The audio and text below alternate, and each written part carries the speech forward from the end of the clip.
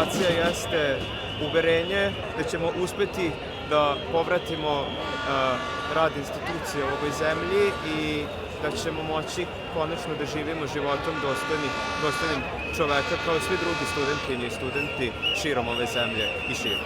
Jer smo na protestima pokazali da se mirno na uljudan, civilizovani, demokratski način može doprineti nekom velikom društvenom gibanju, odnosno buđenju društva.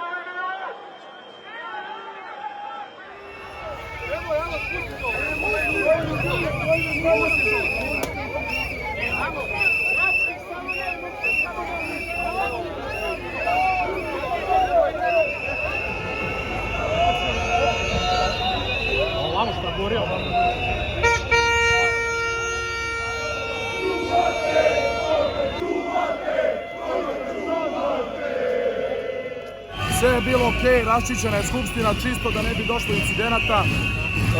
Ljudi iz Pionirskog parka su krenuli da provociraju po našim informacijama. Kad smo dobili informaciju da je krenula tuča, da je krenula frka, odmah u tom trenutku se završio studentski protest, prstice su skinuti i od sad je građanski protest. Ja sam vidio da se ljudi masovno povlače, a svi studenti su krenuli ka svojim matičnim fakultetima.